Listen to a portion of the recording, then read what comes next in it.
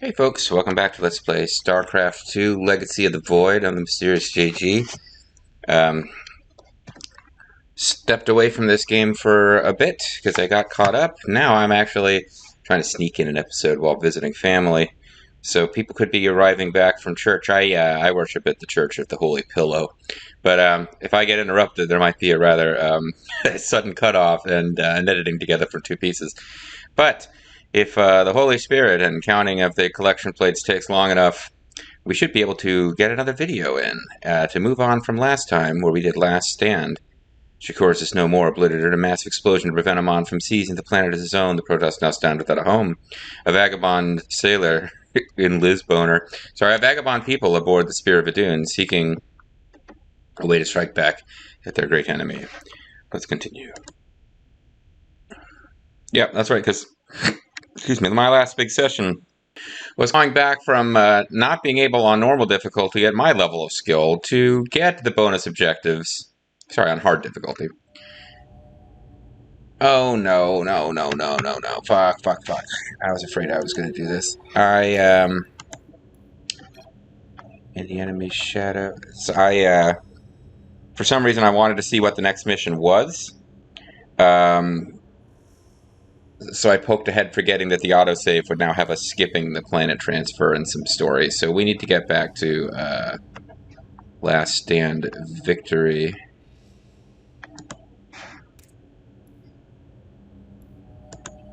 This should get us to the right place. Excuse me. We may repeat some story elements here because I didn't go back and watch the last video to see if we chatted with everybody, but... So we're hanging around in the wreckage of the planet Shakuris. Vorazun, the daughter of Rashagal, I believe, for those of you who care about the lore. She was the one who decided, let's blow up the planet Shakuris. And we were like, we could try to avoid that. And she's like, no, blow it up. So we blew it up. Let's see what we have to say now. Shakuris is gone. It has become one with the eternal night. But the traditions we forged there will remain with us forever. I will always carry my dreidel. Possible, matriarch. More so than you may realize. What do you know of the Shadow Walk, Artanis? Little. Your people closely guard their customs. And I'm not interested, to boot. Rite of passage. The initiate stands alone. Members of her tribe strike against her from the shadows. They are into shadows, aren't She they? becomes a shadow hunter. True. Oh, that's right. She's got like some kind of... Why do you speak of this? Her shoulder blade is the head, the skull of some tiny Hydralisk, looks like. You have walked as we have. You have walked the shadow path already, Artanis. You no longer have the Kala. You are Dark Templar. He swallows hard, trying not to show that, in fact, while she has attempted to compliment him, he feels deeply insulted. But yeah, the point of this is, this game gets a lot more into... I think the lore is there if you wanted to read... the original Starcraft came out of the era where games actually had big, thick, veiny... Sorry. This is a joke. Big, thick manuals.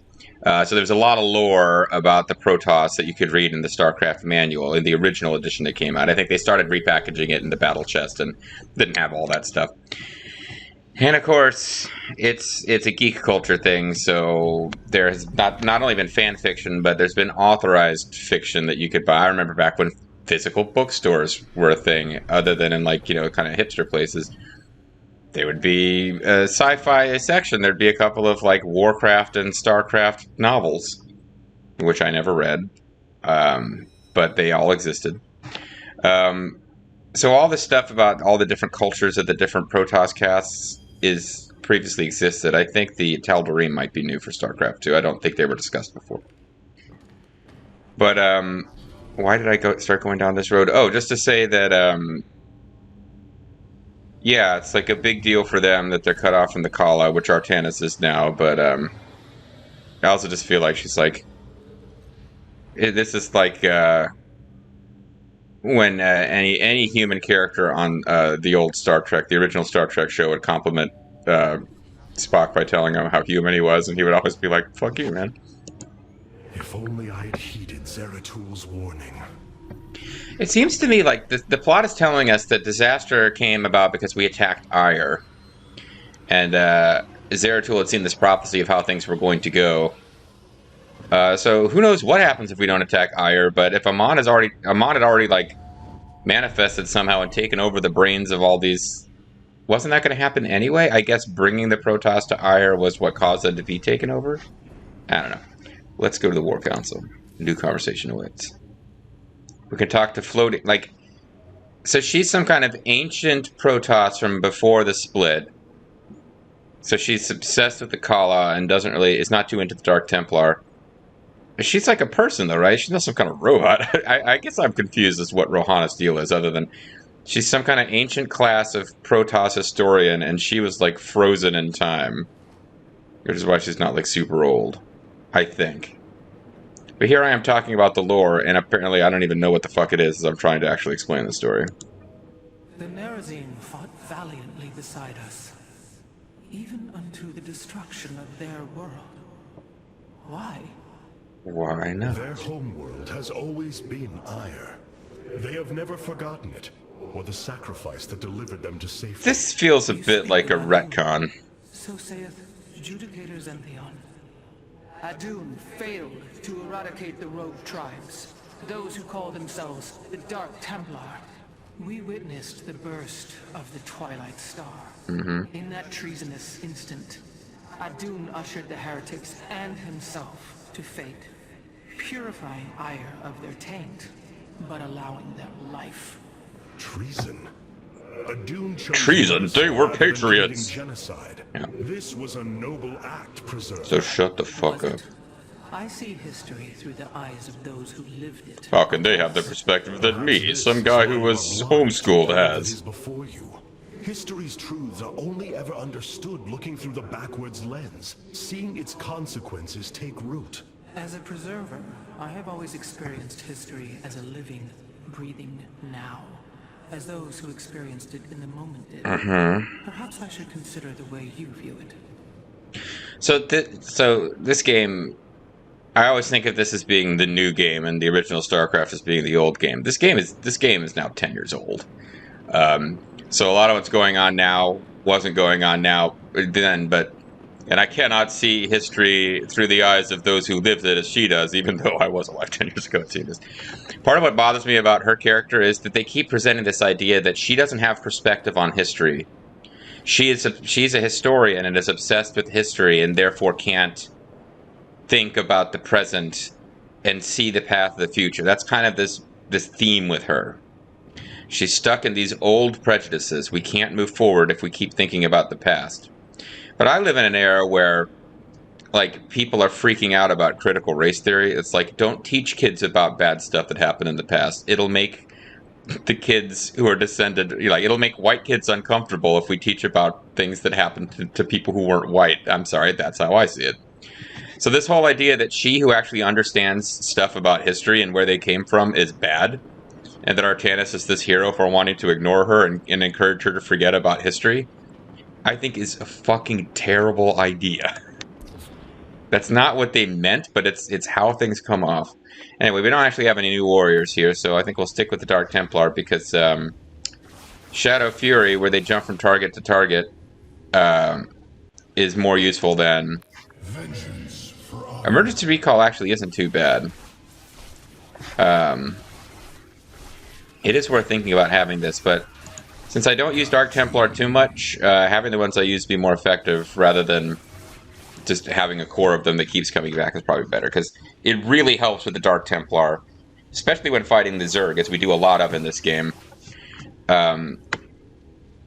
If they attack like a bunch of Zerglings or Hydralisks who do not have like an Overseer nearby, so they can't see you, you can kill them off quickly with Shadow Fury before the AI gets some detectors over there to spot you. Whereas these guys are just going to hack away at enemies who will then run towards a spore colony, and he will follow them, and then he will get killed. Because the Dark Templar kill a lot faster than Avengers do. Otherwise, I don't know that we need to change anything here. Yeah, let's keep going with what we're going with. Oh, but we do have the purifiers. Oh, never mind. I was using them last time. I don't know that we used them too much in that fight, but Sentinels are. These are zealots who come back. Because these zealots have a charge attack. These zealots have kind of a whirlwind attack. Dark coil. No, they have a charge attack. These guys have a whirlwind attack. But these guys just... This is the exact same thing as the Dark Templar, but I just find it more useful with zealots. I don't know why. Go to Solar Core, see about Solar Knight. Talk to Karax. At least the Nerazim are safe now. I hope we will be able to rescue our brethren on Ire soon. Me too. How about you, Phoenix? And so Shakuras becomes one with the eternal twilight. Okay, you guys are pretty fatalistic about the destruction of an entire populated planet. So I got 35 Solar Knight remaining. Warp organization. Stargates and robotics facilities can transform to utilize warp in technology. Warp will cool down to 20% faster than original build times.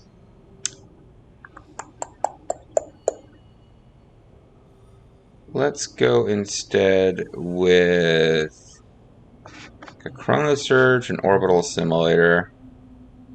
This means you don't need probes. That's nice, but like that's a nice thing to have because Nexus Overcharge isn't that useful. In this mission, it was pretty good because you had so many guys attacking your home base. But normally, this isn't really that great. An orbital assimilator is a good way to spend points when you've got enough points that you don't need that many 0-point things, but chronosurge might be more valuable for us here. And then we could throw some starting supply in. Yeah. The other thing we could do is get rid of starting supply and construction time and just get free orbitals. Maybe we'll just do that. We'll just have, because this is really just a way to spend your leftovers. So if we do this, we've got a slight boost to our construction speed, but our main thing is we'll save a couple of... Now, you know what? I really don't care about orbital assimilator. Okay, here's what we're going to go with. Let's go to the bridge. Entaro, blowed up planet. Where are we going next? We're going to the Solar Core. I feel like I just left there, but this is sometime later. 7 years later.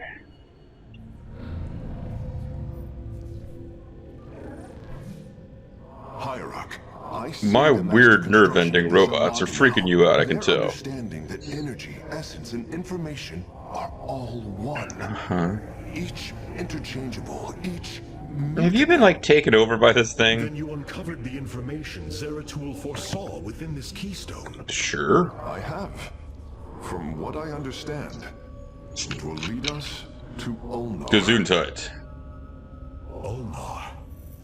It is a place of myth. A realm whispered of in our legends. It is something I should react to through exposition. I believe the keystone can project its location. Okay, well. Show me, Karax. I'm from Protoss, Missouri. So I'm kind of like weirdly conservative, like Missouri's the show me state, folks. It cannot be. This must be cannot be. The Altarian Rift. Cool. More exposition is needed, guys. Nothing can survive within such unrelenting forces. It appears I have failed. Indeed you have. I do not believe And now I remember, we did see this before, so I apologize for the repetition. Came from a place where no life should be. So you're saying the planet Ulnar is part of the Altesian Rift and the Weezand of Kados, basically? Make preparations at once. And types at a keyboard a few times. We're in. Alright. Zeratul, many thought you mad. And yet, they are the ones who were mad. You have seen truer than us all. The keystone leads us into the Altarian Rift, to the Zelnaga home of Ulnar. It is my destiny to carry your mantle, old friend. I will wake the Zelnaga and honor your legacy. Also, your mantle, totally carrying it, dude. Alright, so I apologize that we repeated so much story content. I guess I had not Until I got to the point where he said, "I have failed you, old friend," and I kind of remembered exactly what quip I made a couple of weeks ago when watching this. I did not realize. But so over the course of however many missions we will spend in the Celestial Array, we will get the Phoenix, which is an air superiority fire. I believe this is just air to air. Yeah, can't attack air units. And then the High Templar, who this is one of those units that people who are way better at micro than I am just love High Templar. I've never been great at using them. It is you have to be very actively controlling your units. You're not just going to hit attack command and then get back to managing your economy and expect High Templar to thrive. But let's travel to the Celestial Array. We will travel to the Celestial Temple where the wormhole aliens are doing their thing. Yeah, but this is some weird spatial feature where no one should be able to live, but apparently Protoss live there. It's the observer base or whatever they're called. This defies reason. We should be shredded into our base particles.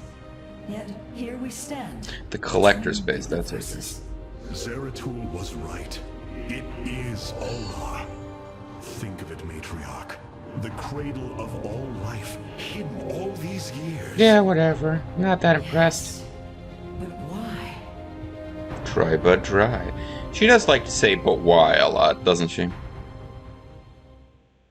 Oh, now we got a whole other set of dialogue too. Oh, I really shouldn't have repeated all that dialogue. Let's see what. Well, Vorzi doesn't have much. My mother told me many stories of the Zelnaga. Before she was taken over by Kerrigan, you mean? Zeratul believed. And so will I. I'm gonna do what Zeratul does. Okay, now you're gonna tell us that this is terrible, we are heretics, we should not be here, blah blah blah. It is hard to believe we stand above Ulnar, the home of the Ihan region. Well, we're kind of next to it, if you know, per the camera, per the view behind you. To return to a place such as this. It is said they slumbered through the ages. You know, shut up about the Judicators. They were jerks. I'm sorry, I've changed my mind. We shouldn't know about history anymore. The Zelnaga may be the hope he spoke of. If the legends are true, then the Zelnaga The legend of the are Hidden below, Temple. awaiting their children to awaken them. Sure. Then let us hope so. Whatever. Nothing should have changed here. Nothing has changed here. Okay. Go to the Solar Night. Welcome to the Solar Core. Welcome to the Solar Night. The construction of Ulnar and the Keystone share remarkable similarities. This is speculation, of course, but they appear to complement each other. Then let me compliment you by talking to you before I talk to Phoenix.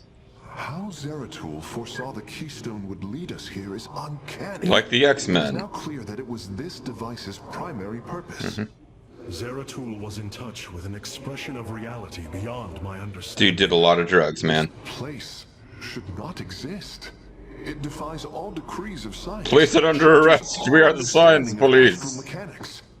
I once thought we Protoss had reached the pinnacle of attainable knowledge. Then I met the humans who have learned about There is alcohol. far more in the galaxy than exists within Protoss understanding, friend Karax. I know this now. Yeah, well, you know what? Hamlet figured that out and told Horatio about it a long time ago, so apparently you're just way far behind humans. There is far more that exists in your philosophy, friend Karax, than... I pondered the events that brought me here. There is much I should remember, but do not. My body is machine, like the I begin to doubt I can still throw down with the best of them. I must know the truth of what I am. What you will uncover may not be desirable. It is time I face that. The ship's data center has uploaded the recent annals and has much of the history you have lost. I hope you find the answers you seek, friend Phoenix. Don't read too much about James Raynor, though. You may be disappointed. He swore he would avenge you, but now he decided instead he wanted to go bone the alien murder queen who destroyed you. Many of my Dark Templar have volunteered to act as scouts for us. They will keep us aware of Amon's movements. Cool. I'm gonna be like the Sailor Scouts. They're gonna have different planets and schoolgirl costumes.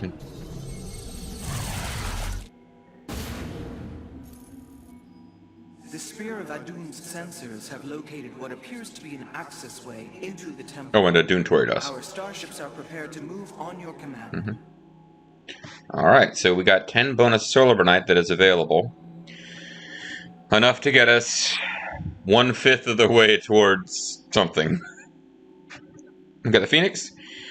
Air superiority fighter with graviton beam. It's a weird unit. It's one that people can have a lot of fun goofing around with because it has a beam that an attack that lifts ground enemies up into the air and floats them around all goofy style.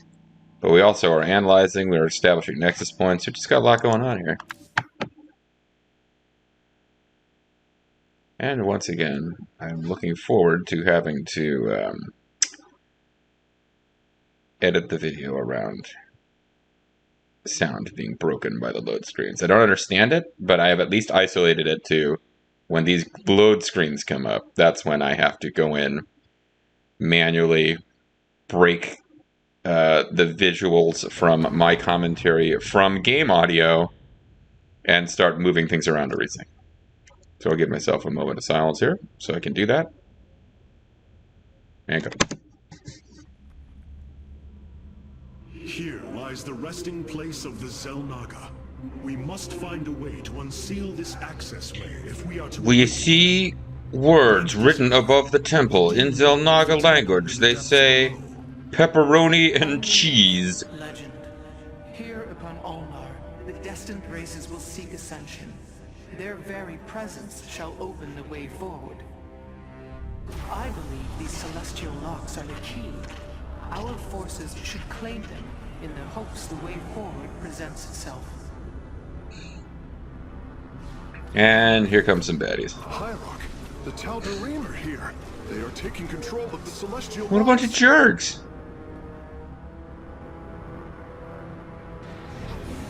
The celestial locks, do they come with bagels? Oh god, they're hearing voices. Randy Orton has become a Spectre. It's the first human Spectre. Or Ghost. Warriors, engage the enemy and reclaim the locks. Amon will not have his victory so easily. Okay. You have not enough minerals. So this is, we have to activate the locks. Our stargates can now warp in phoenixes. They are extremely mobile and effective at engaging our enemy across long distances. New upgrade is available. Okay.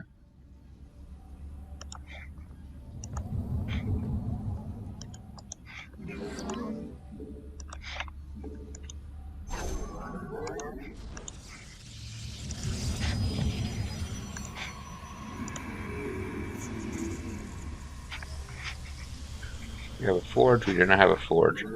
I don't think this is a mission where it really behooves you to hang around defending your base. But I tend to do that anyway. I get scared.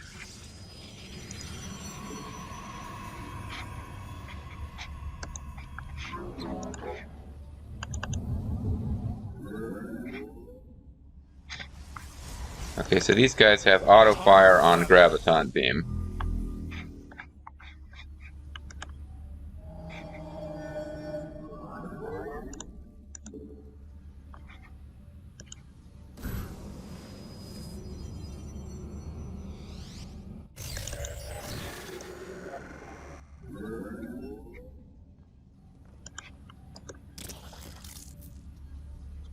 And I am eager to strike. it would probably be wisest for me to get aggressive, but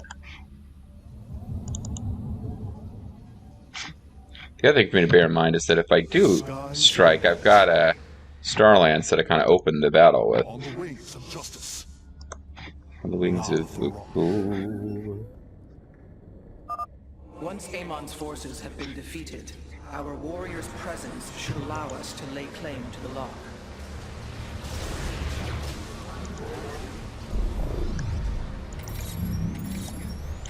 This is overkill on my part.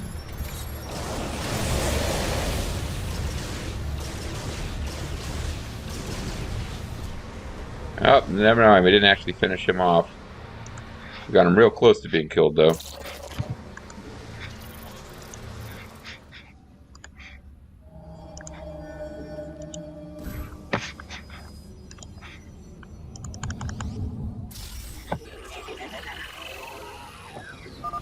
The lock is now ours. These Oh, never mind. They left. indicate once we control the other 4, the temple will open. Be on guard. Amon's servants are moving to seize a lock.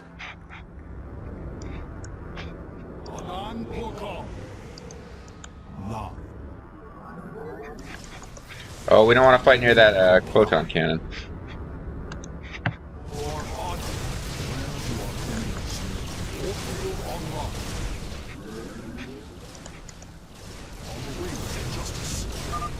It appears a lock has fallen to the enemy. We will need to retake it, quickly. Okay. So me getting out there and attacking those guys has not helped us one whit. Also, I need to get cannons going because I think they're going to start attacking us now.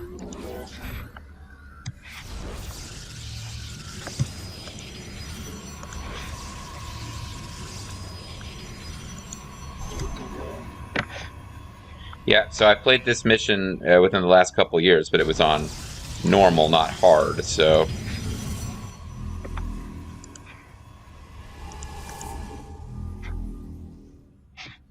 we fairly quickly got Solar Lands back. So I don't think there's anything where... Yeah, nothing goes wrong with them holding all 5 locks. It's just that we don't win until we get all 5 ourselves. The Tal'Darim have deployed a titanic warp prism. If its core is similar to our own, the reactor is made of pure solarite. If possible, we should destroy it and claim the reactor to enhance our solar core. Here we go. Amon's forces are inbound to our nexus point.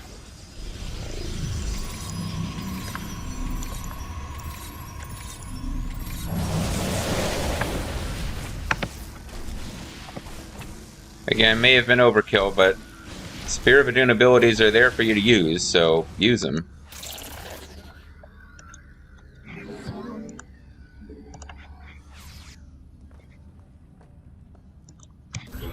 You come back here.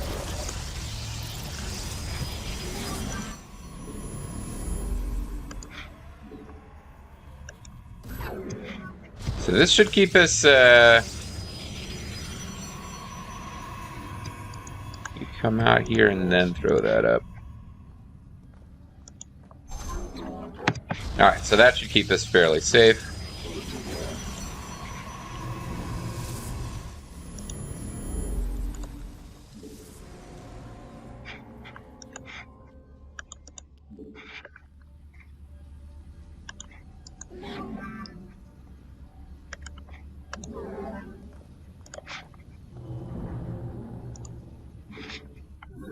.75 control for that.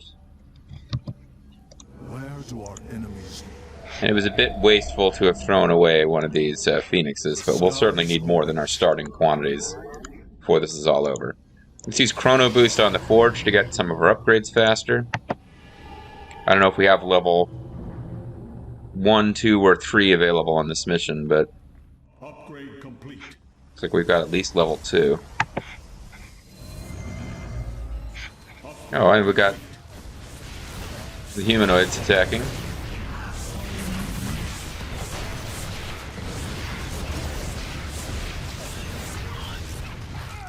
They did some permanent health damage to a Dragoon. It's unfortunate, I suppose. Let's get some zealots going. Oh, I need more warp gates too. Alright, if I'm not going to be aggressive, let's get going on whatever it is I am going to do. I'm going to turtle in this space for a while. Let's get some stuff going at this base.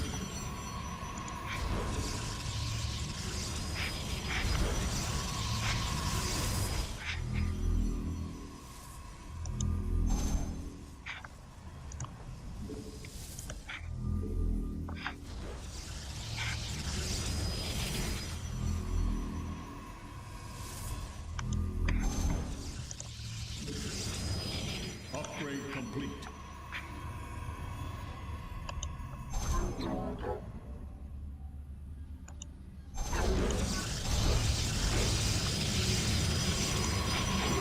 Okay, threw away a lot of stuff there, but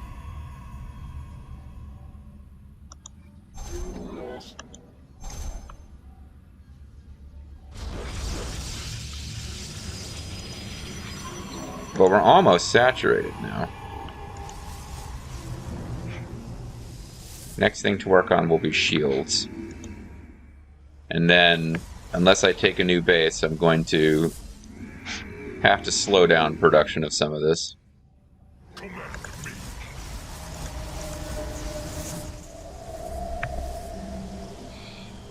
What gates?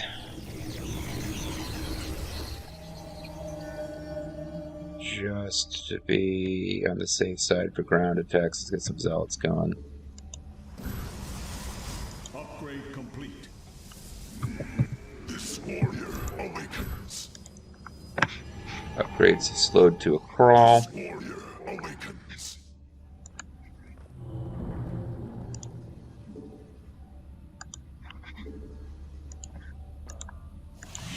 Once again, get a Chrono Surge going at the fort so I can get upgrades quickly. But yeah, the limiting factor now is the speed at which I bring in Vespene.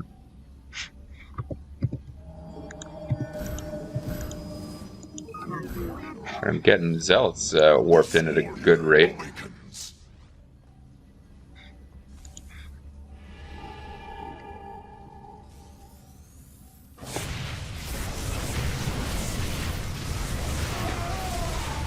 Oh, we got the Protoss and the humans attacking at the same time, too. That's kind of rough. Back off and let the cannons do some of the work here.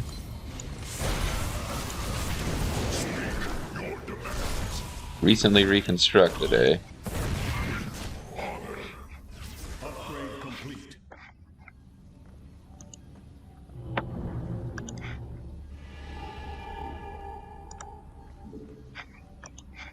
But it looks like we can get up to 2-2 on everything, or 2-2-2 with the shields.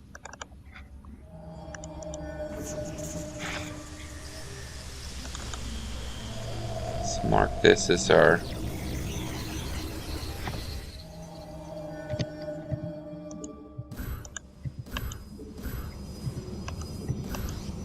This warrior awakens. This warrior awakens. May have... Be nice to know where we have resources, potentially. Because this... Oh, well, we've got an expansion base right here. Okay, well, I feel like a little bit of an idiot that I didn't notice that before.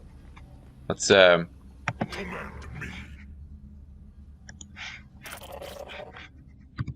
a fairly sizable army.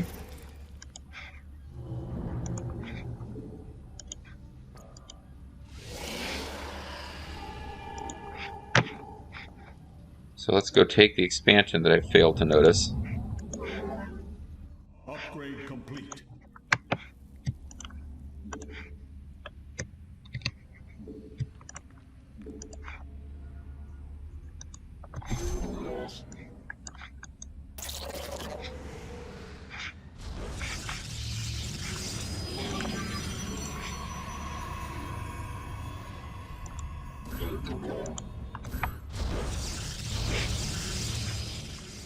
I want a little redundancy in our pylons over here, now that I look at it. AI is unlikely to be smart enough to take this pylon down, but I've got 3 photons, Calderon, Monolith, and blah blah. Which means that if they take out a single pylon powering all that, they're actually going to be doing quite well. Okay, can we have you guys not just sit there and watch this happen?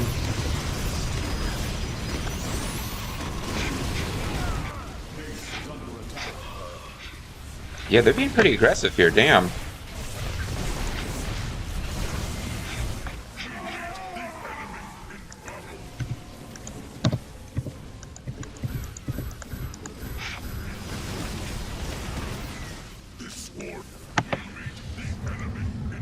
Okay, so they are... I was about to say this mission seems pretty easy so far, but they've really kind of ramped up the aggression.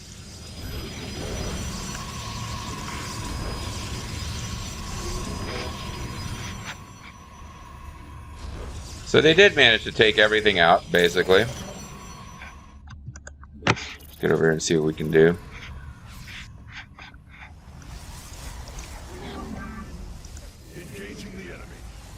Oh, and you know what? I just threw out a whole bunch of...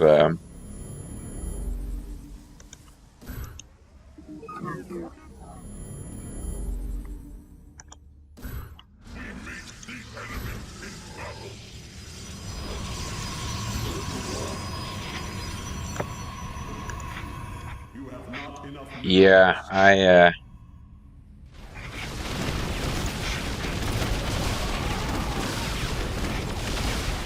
Okay, I'm suddenly really messing this up. I thought I was doing pretty well for a few minutes, but...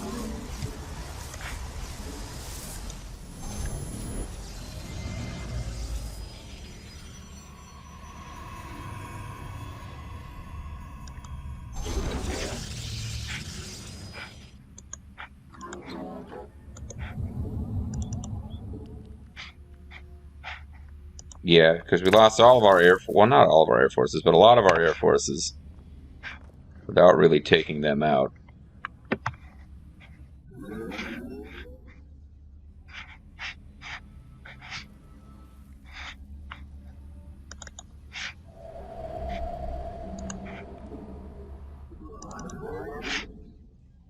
Because the enemy has quite a few air forces, so...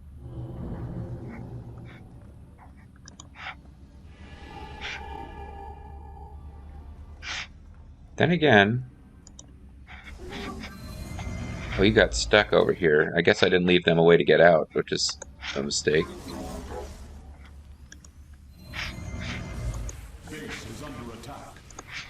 Well, they might help us out by taking out some of my stuff.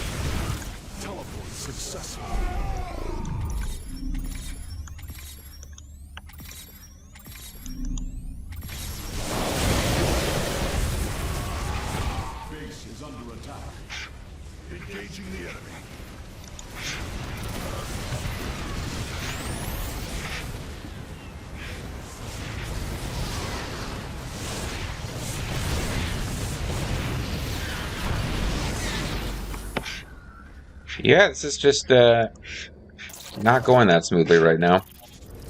Upgrade complete. Engaging the enemy.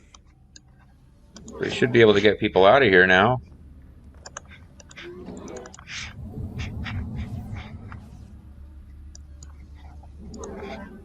Stationary defense is just not working the way I would hope they would.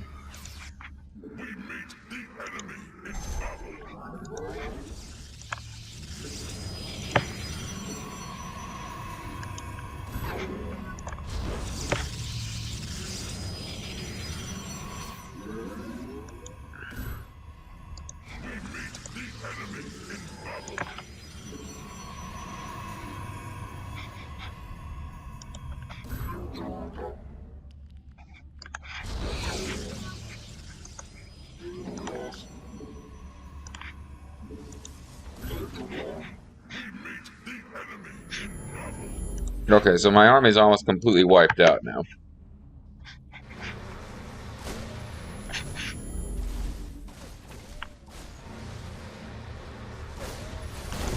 And now it's wiped out completely.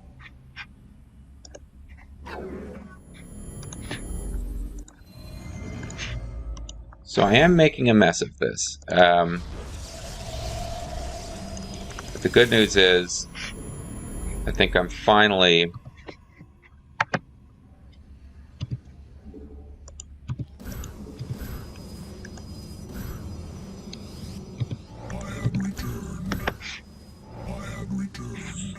maybe at a place where we can start building instead of just getting murdered. Teleport successful. Base is under attack.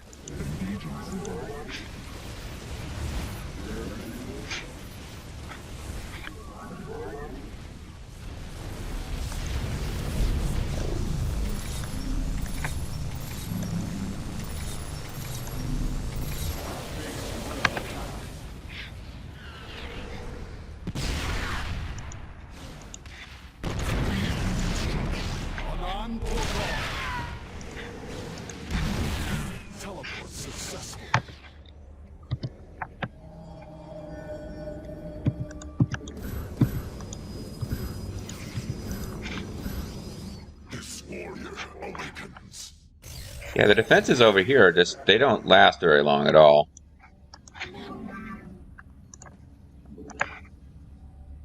I think I need to be concentrating more on active fighters rather than stationary. I say, while building new stationary.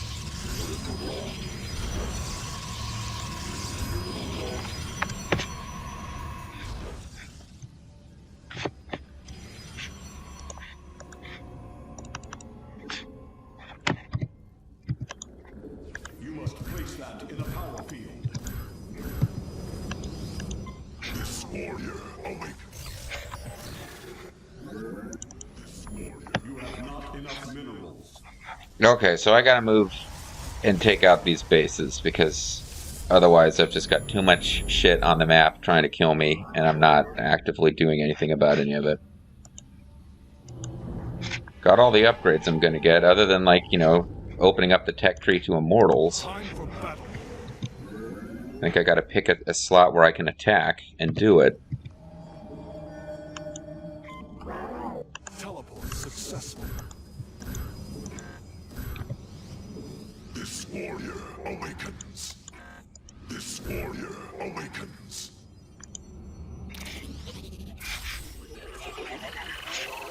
Okay.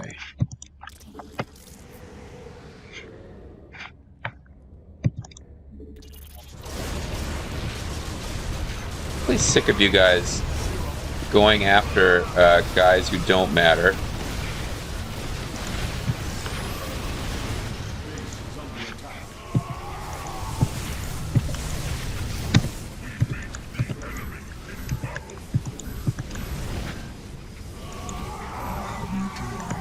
This warrior awakens.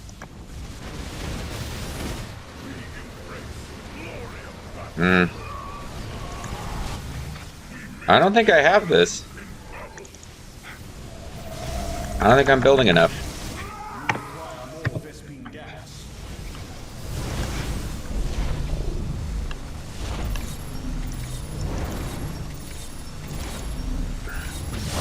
I think I have to be ready to use that as soon as I get attacked and not wait to see if my armies can handle it without help.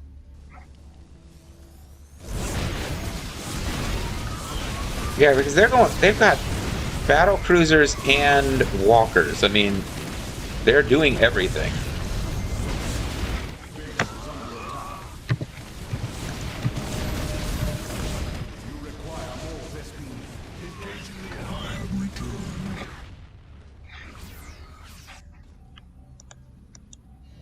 Yeah, I don't think I got off to a fast enough start here, because you lose control. Like, you just don't have the momentum. You lose control if you're not killing their bases faster than I did. I think the smartest thing for me to do would be to restart.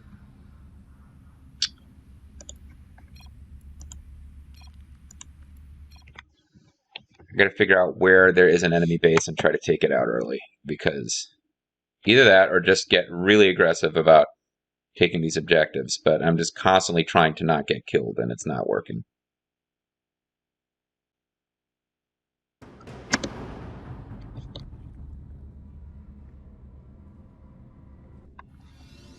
James, that mission seemed to be going really well until you start getting attacked. You have not enough minerals. I am eager to strike. Our stargates can now warp in phoenixes. They are extremely mobile and effective at engaging our enemy across long distances. On the wings of justice. I will comply.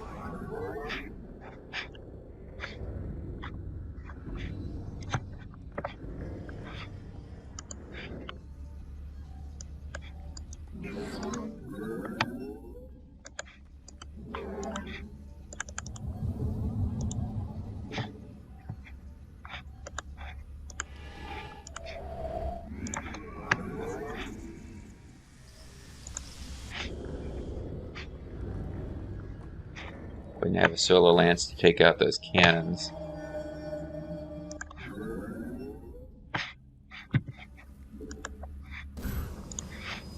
The skies await. This warrior awakens.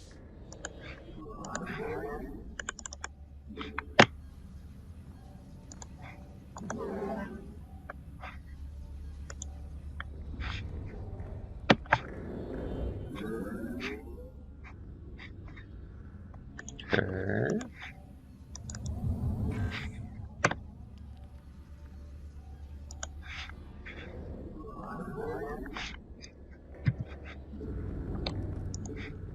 Siravek, cry on!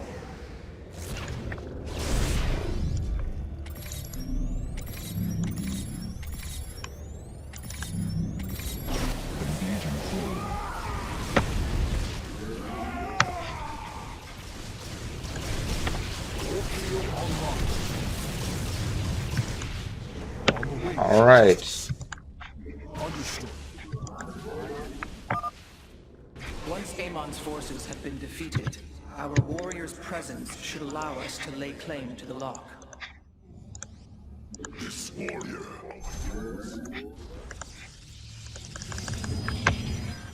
Where's my army? What are they up to? Okay. Siravek, cry on!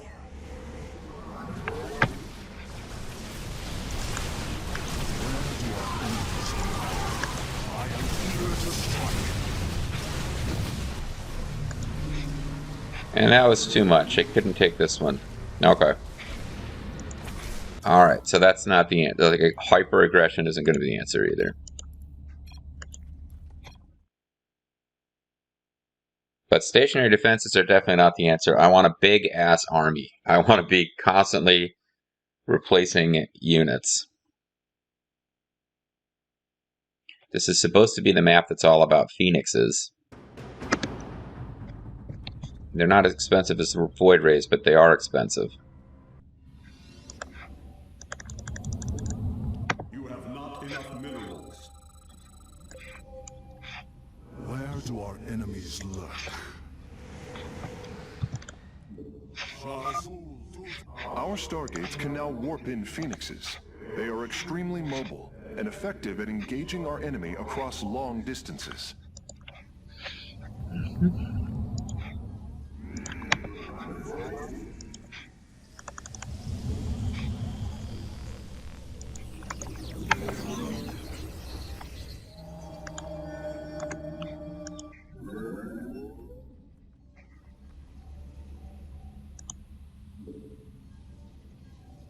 So I go back to trying to defend until I've got economy, but I have to be more aggressive. I can't be throwing down. You have not enough minerals. Pretty clearly can't be throwing down You must place any kind of stationary defenses because I've got to either take out a base or so that I'm not being attacked by both forces at once, or my strategy has to be I'm not even taking out the bases. I'm just taking the objectives quickly and getting out.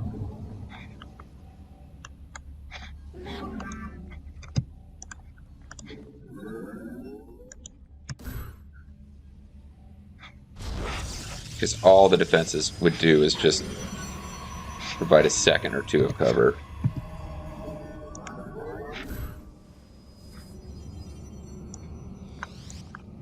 this warrior awakens.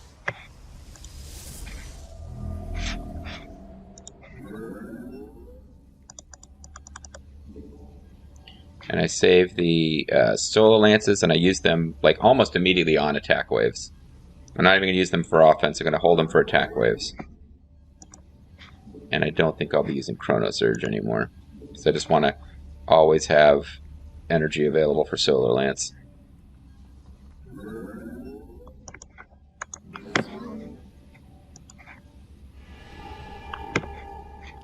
Although I suppose this Chrono Surge just to get the economy started isn't unwise.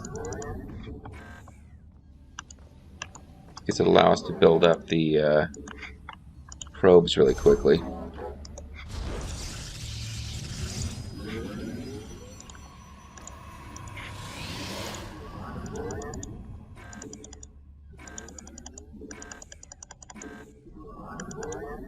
You have not enough minerals. Okay, well now I've fully saturated. Amon's forces are inbound to our nexus. But I don't have enough points for fully saturated, but I used up my solar land, so that might have been a mistake. We'll see in a minute.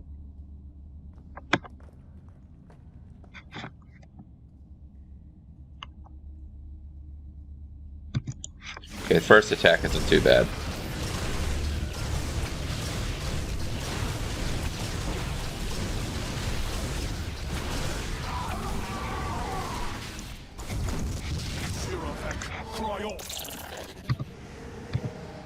You must construct additional pylons. Alright, well, you know what? I know it sounds silly, but I'm going to throw down a save just because I've got fully saturated economy and survived one attack.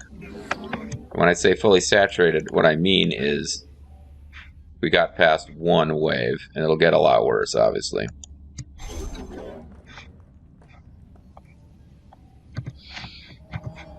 You must construct additional pylons.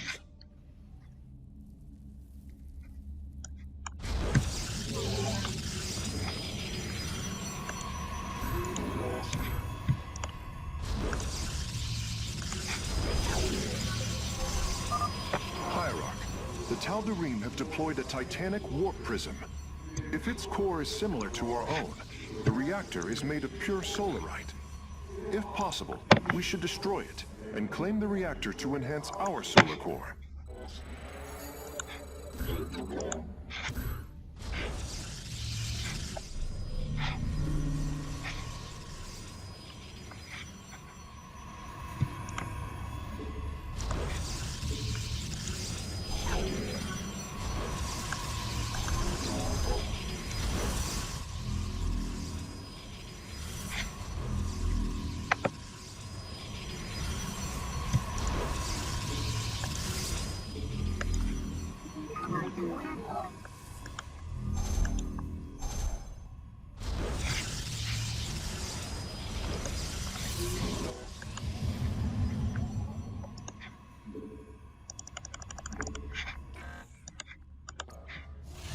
Okay, let's try the same trick again.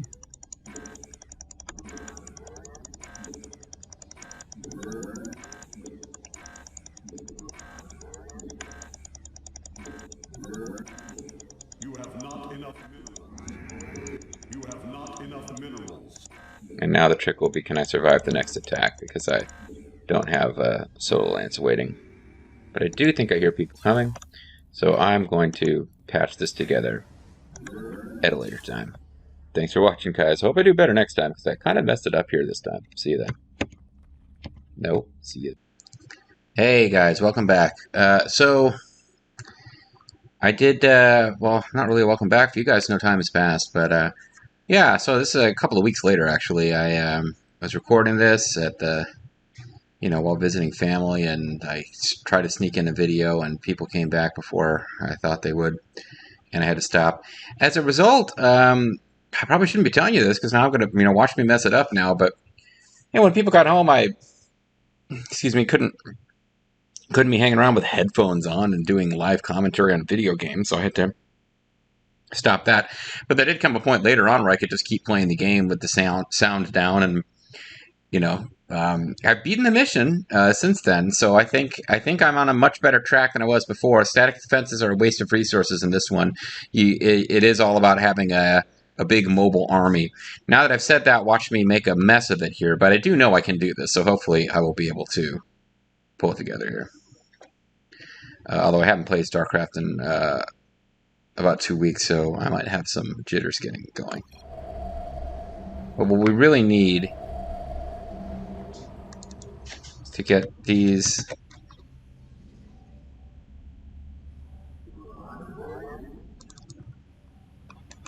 we want warp gates. And we want lots of everything. Because we're going to need to get going with the big old base. I don't think what's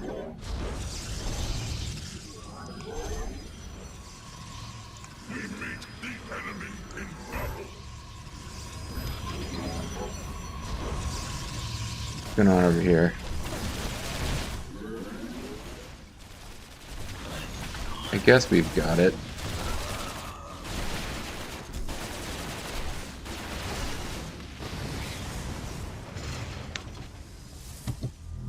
But we need to get more warp gates and just more stuff.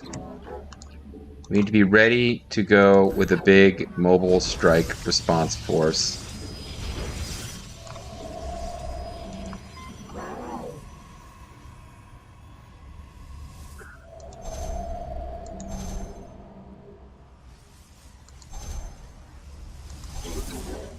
Guess I'm not getting that Vespene. No, that Vespene was on a lower level anyway. The other thing is that the game just flat out tells you if you attack one of those bases, hey, you're not supposed to be attacking the base. What do you think you're doing?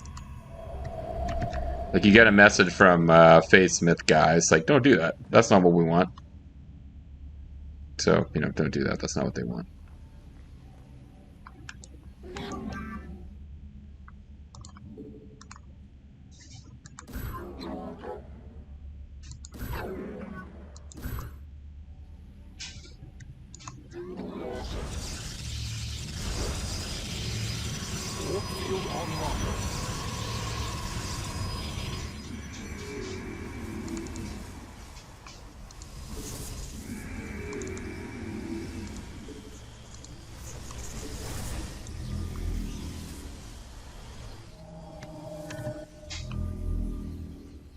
Okay.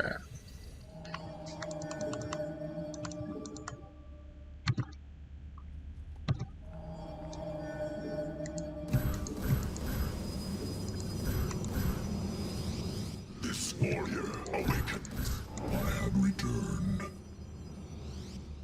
This warrior awakens. Right, so let's grab some workers from over here. Get them working on gas, because we are going to run out of gas. If I keep building phoenixes. And I should be building phoenixes.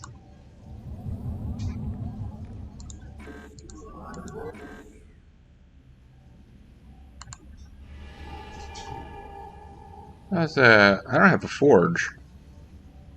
I need a forge. I guess I've forgotten just how early in the status of building up a base I was.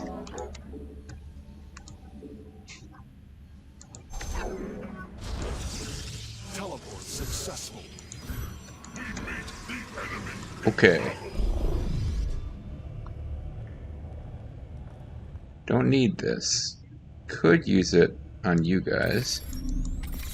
Just because it freezes time.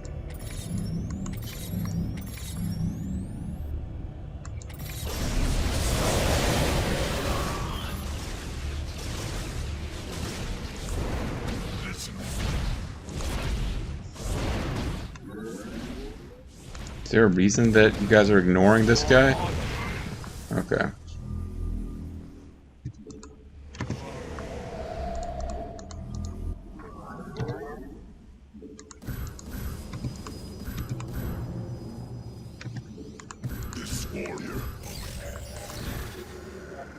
All right.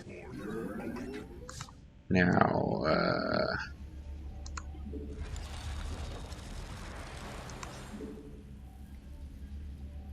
get a couple things queued up here. And then use Chrono Surge. Teleport successful.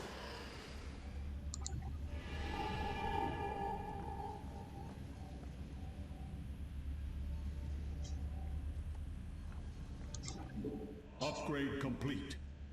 Yeah, okay, it's nice to have those upgrades going at like 10 times speed or whatever it is. It says 1000%. I think that's 10 times speed.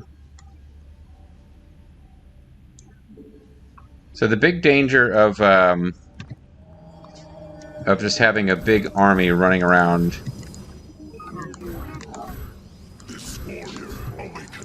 is that if you use the all-army move command, you're not in a good position to respond if the enemy counterattacks. Char styles.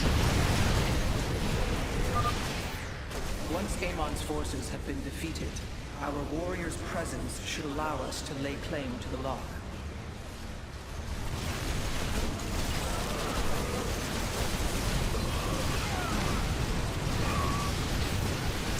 But there's no penalty for them holding all 5 locks. It's just you have to create conditions where you hold them all. Which basically involves making a big old Protoss deathball in the traditional Protoss deathball fashion. The lock is now ours. These energy patterns indicate once we control the other 4, the temple will open. Be on guard. Amon's servants are moving to seize a lock. I have returned. This warrior Are they going right after the lock we just took?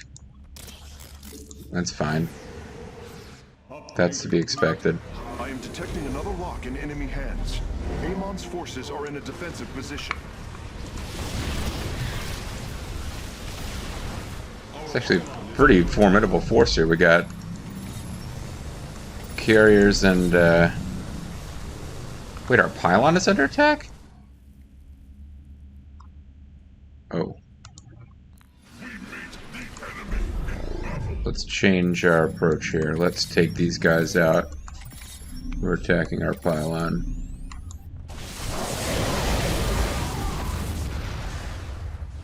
And we'll try to beat this set of guys here without their help. Teleport successful.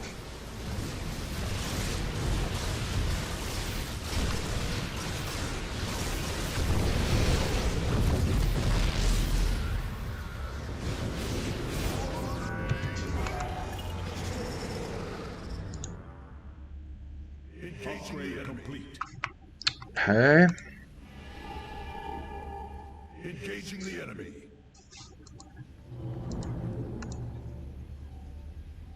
I don't have 75 saved up yet. Oh! Things are getting ugly up here. Is under attack.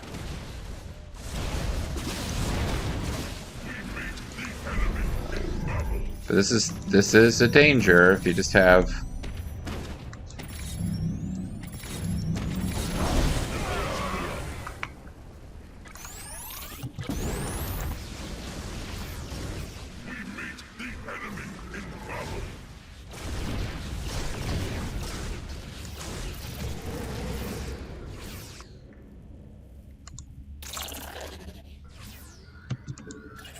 let's try to take out the Titanic Warp Prism while we're here.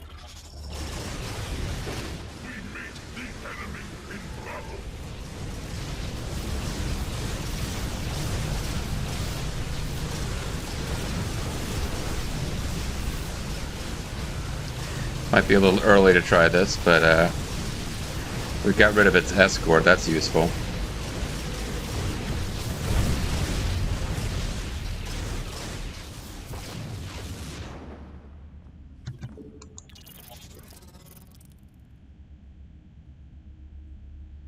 Okay.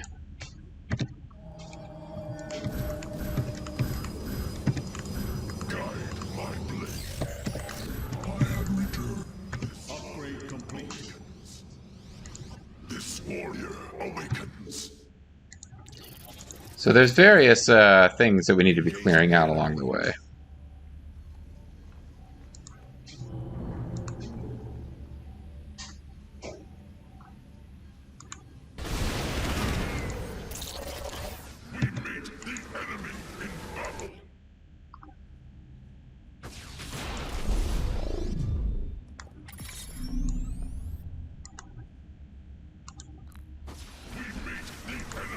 Okay.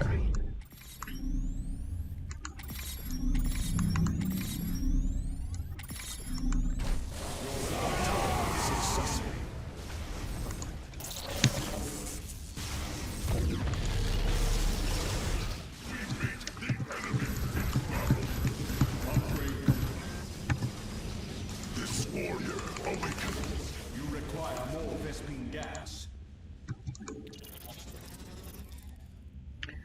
Alright. Lay down some more probes over here. Because this is just a really handy deployment point.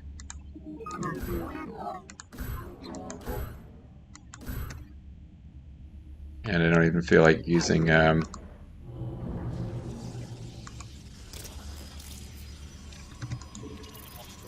Titanic War Prism is still jumping around here. You must construct additional pylons. Oh, I'm supply blocked. Never mind. I have returned. I will comply.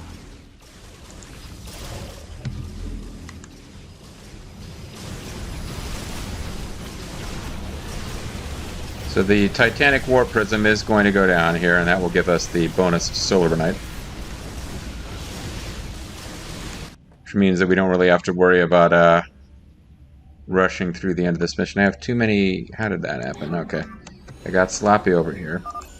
It is done. I am warping the vessel's cargo aboard for further study.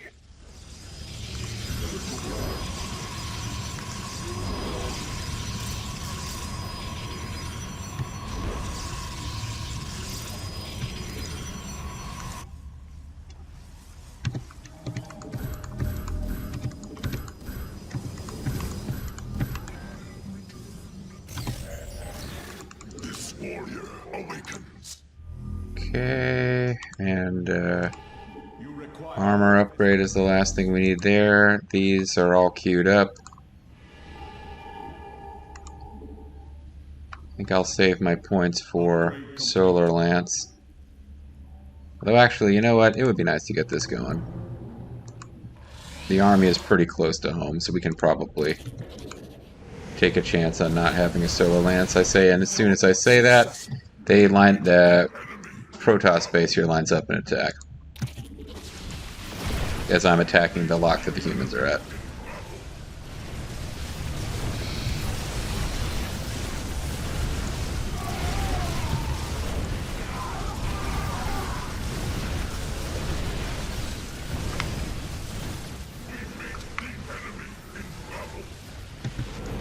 Upgrade complete.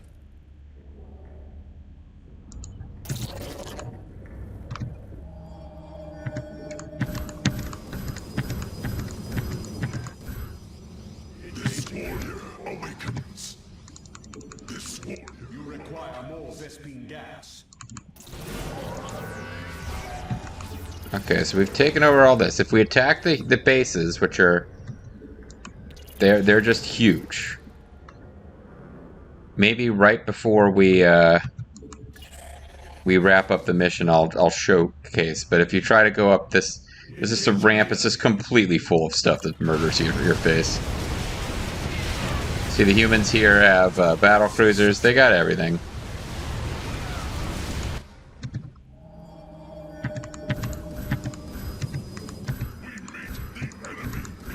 This warrior awakens. I have returned. Okay, we're getting pulled into the bit. Yeah. Warriors, pull back from the enemy base. We must focus on the celestial locks.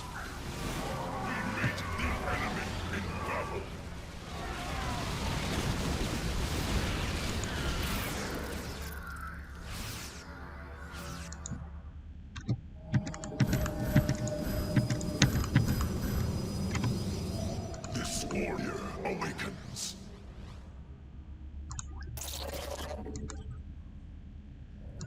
There's a bunch of battle cruisers and just all sorts of nastiness. Here are some guys that are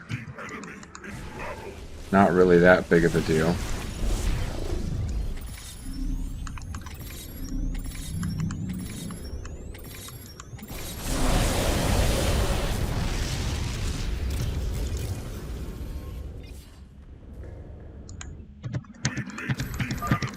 A lock has been captured by our foes, Hierarch.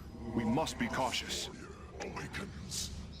This warrior awakens.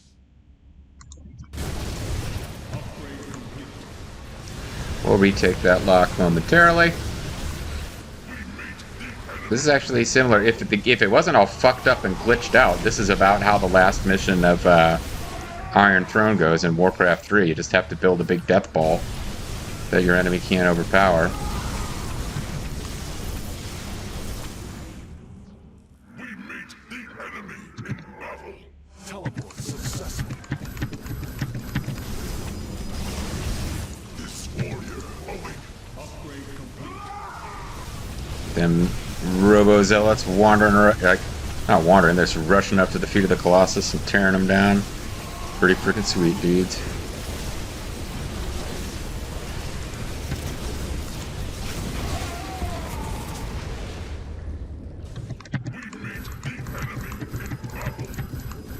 You can see how the key here is definitely just just getting a big Protoss death ball and keeping it powered up.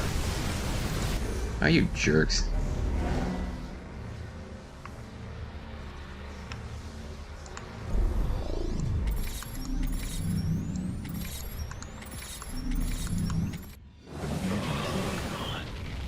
So that messed them up pretty damn good.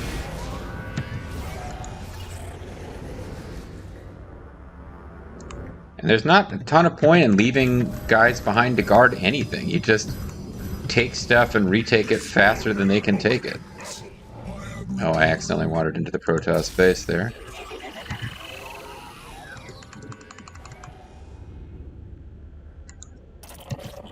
But I mean, you got a little flavor of this base. Okay, a couple of photon cannons. You can't tell, but if you press past that, there's just shitloads of production buildings, and they start going nuts if you attack them. And it's similar to the humans have, like, there's one approach to their base, this ramp. It's got siege tanks, it's got bunkers.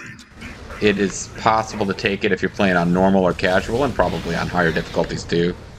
But it just isn't worth it. It's just not the right way to do the mission.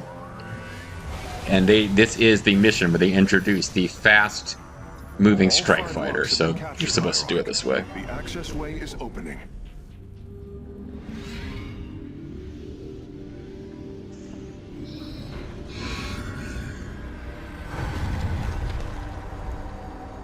The lore, too, in the next mission is going to be, we have to hurry up and get it done. Seems Amon's forces have drawn back.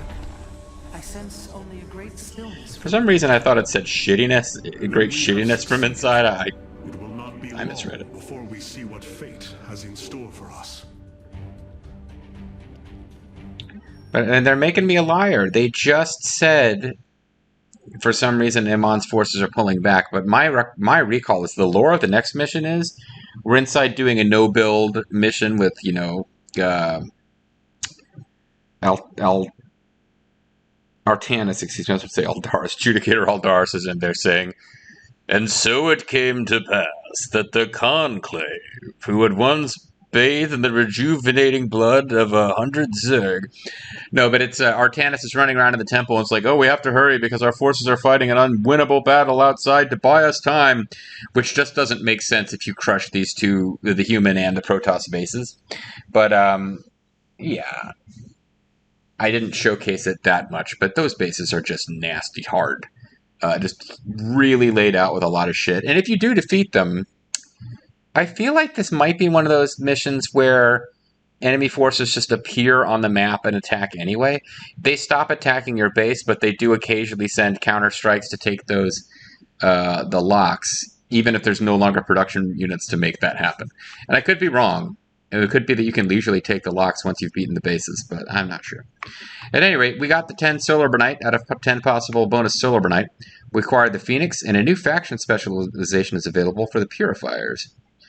But I don't know if we get to see that, because I don't think we're going back to the Spirit of Adun. We killed 234, or we owned 234 units, and we killed 318, so we killed a little more than we lost, but not by much.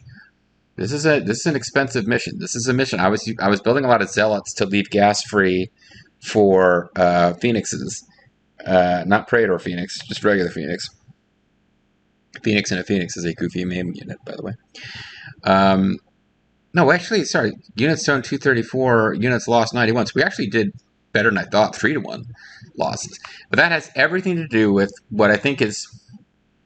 What I, as a player, my biggest weakness is playing casually in story and playing with friends against the AI. I always like to build a nice, safe base with lots of static defense and kind of do like the SimCity version of Starcraft, where you build a base that looks pretty and it looks nice and it's fairly safe. To really play on high difficulty levels in missions that are designed like this, you need to just have lots of production structures, lots of economy, and just be churning out units and have a big Protoss death ball. Basically, you want to have so much firepower concentrated that, and this is not possible in the original StarCraft, or at least it's much harder to manage. A big thing that makes StarCraft 2 different from StarCraft is just that simple select all military units button. You can have your entire military attack command move to the same place. And you're not like, you know, okay, I'm going to make like 10 different groupings of 12 Zerglings, each of which have anabolic boost and +3 melee and +3 armor, and are going to have all 10 of them individually attack command. Like, you can make much bigger and more powerful. You know, it's if you're going to really micro them effectively, unit by unit, doing different things, it's going to be a lot harder.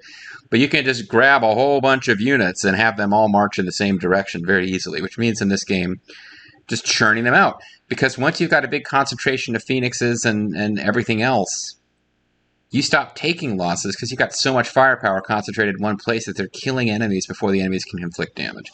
I don't know why I'm explaining this to you like the concept is brand new and alien, but it's not the way that I traditionally play. It's the way I force myself to play when the going gets tough. We did lose 3 Celestial Oxing enemies. And in the past, we managed to destroy the Titanic Warp Prism in less than 10 minutes, which we probably didn't do here. And take control of the Celestial Lock less than 6 minutes and hold it for the duration. I think I did that on normal. But now we'll continue the Spirit of Adun. Are we sure? I thought we were going to go straight to a mission. Maybe we don't. Maybe we do get to hang out on the Spirit of Adun. In which case, we get to... The next mission, if I recall right, it's a no-build mission, dungeon crawl inside this thing that we just opened the locks. But maybe we get to play around with... I'm afraid the Spear of Adun will not be able to assist you inside the temple. Please be careful, Hierarch. Alright, so I was exactly right. We do get to... We're not going to have buildings and mechanics of that kind inside the next mission, but we still get to hang around at the Spirit of Adun, just lollygagging about. Zeratul believed. And so will I. Yeah, but Zeratul thought that, like, Italian satellites stole the election for Biden. You can't listen to everything Zeratul says, man. Amon's forces arrived here before we did. The temple may already be under his control. Zeratul believed the other Xel'Naga were here, and that they would stand with us against Amon. They could end the war. My people could be free once again. I guess you gotta hope. Maybe they accidentally set their ringers on mute. I do not intend to risk any more lives. You risk your own life on the word of a traitor. Yeah, man, what the fuck? You killed your mother, Vorazun. That is true. But he was never a traitor. Your mother was a traitor and deserved to die. Only to see Zeratul's visions fulfilled. You will return. That much, I believe. And then I will kill you. So Artanis really not making sense here if you think about it. He's saying, I won't risk any more lives. I will go into the temple alone. But it's like, how many people died to get you here? How many people are going to die fighting Amon's forces while you're in there? They could, like, I guess the lore isn't that they're fighting while you're in there, but they could counterattack. Like, I will heroically go in there and risk it all by myself, even though, like, lots of people died to get me here, and they're all willing to go inside with me, too. It's a bit silly. Excuse me, let's go to the Solarbanite Core, because I always enjoy checking out the Solarbanite. No new conversations with Phoenix. Like, can I go in with you? No. Okay. These records are fascinating, Artanis. I can hardly believe the stories they contain. Have you read this story about bamboo votes? Sorry. It's not even recent news as I record this. There's something much more depressing that's going on in politics that I just don't even want to bring up. Since we arrived here, the Keystone has reacted strangely. It's Keystone Light. It's fascinating new beer. The energies below. Energies below? Yes, demon energy. Energies exude from this place. I believe this world is a conduit between dimensions. I believe Diablo is about to cross over into this dimension. The energy from below. This is entirely different from how the origin point information was stored. As if the Keystone was reconfigured for a second purpose. Let us hope that the Xel'Naga themselves can reveal the truths you're looking for. Oh, I doubt it. Alright, let's allocate some Solarbanite, because we've got 10 more. So let's start off by getting rid of all of this. I could do warp-in reinforcements. Quickly warps in a pylon with 2 melee warriors and 2 ranged warriors.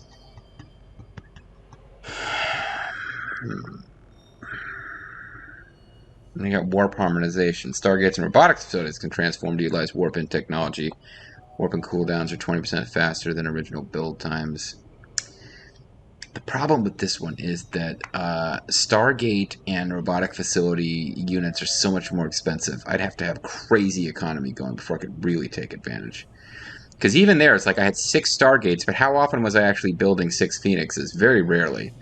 having lots of gateways and just dropping in, like, I got 800 minerals, I can drop in 800 zealots, not a problem. But, like, aren't immortals like 300 minerals and 200 gas or something like that? Maybe it's not that much, but I just don't see this one being that useful. Solar Lance I'm going to keep forever, basically, unless I hit a point where I really just can't afford to have it. Because I got so many other things I'm trying to do. Warp and reinforcements might be nice, but I do like Chrono Surge for those. I really like Chrono Surge for those. Getting those upgrades early.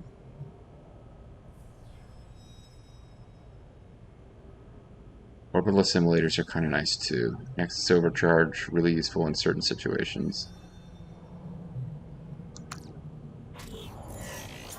Alright, I'll get orbital assimilators because it feels weird to have, like, 40 solar urbinite going into all this nonsense. Yeah. It would be fully allocated at this point. That feels silly to me.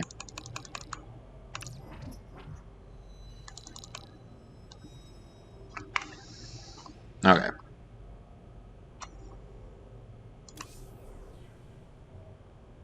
Don't even know that this is really all that important.